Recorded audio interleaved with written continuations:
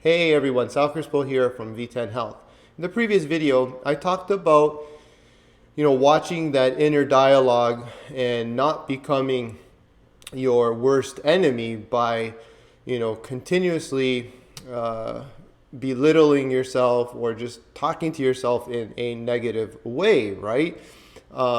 So to continue on from that, I want to talk about how to instead think about you becoming your number one or biggest fan, right?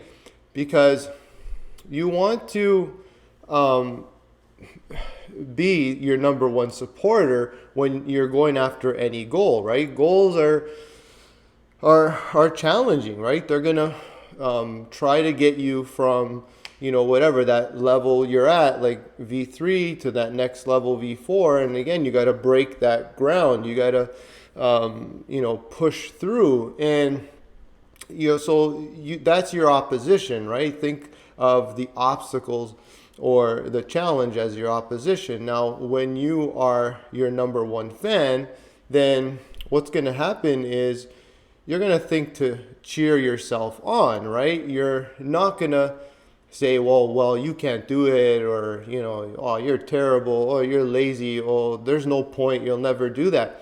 Because, if you were cheering on your favorite team or you were cheering on your favorite player or whatever it is, you are not going to, boo them and try to discourage them from winning. You're going to cheer. You're going to, try to give them as much positive energy and lift up their spirits to give them that competitive boost, right? So, in the same way, you want to do that for yourself, because at the end of the day, you are the person that you should rely on the most. You are with yourself from the moment you wake up to the moment you go to bed, right? Of course, even you're sleeping, but you're sort of in an unconscious state. Anyways, so yeah, you want to make sure that you are continuously influencing yourself positively and motivating yourself to win at life, right? What is really the alternative, right? Are you just going to continue to talk down to yourself and give up on goals, right? Again, it's always up to you. That is your choice, but it doesn't have to be that way. No matter what, your programming, your mind tells you, it doesn't have to be that way. Start listening to your heart. Your spirit knows better. It's wiser. The mind can trick you into. Yeah, a lot of people think that the ego, is this thing that tries to boast all the time and say, I'm better than everyone else. It's also weak and insecure, right? It also doesn't like change. It also is very fearful. And for a lot of people, it's quite the opposite. It's more like belittling. It actually makes you smaller and not reach your potential. So that's where a lot of people think, oh, someone has a big ego, right? And they only think like the ego is this thing that's massive, but that's not true. It's not just a conceited person. It could be a person who is very, very insecure. So that's the two-headed monster of the ego. It could be really big and also very insecure. And there's a lot of insecurity in wanting to be very big. So it's kind of like all in one, right? Like I said, it's part of like the one coin. Anyway, so yeah, you want to also understand that in order to reach your goals, you have to commit, right? So that commitment is empowering. The moment you say, I'm going to go after a goal, that's already a positive thing, right?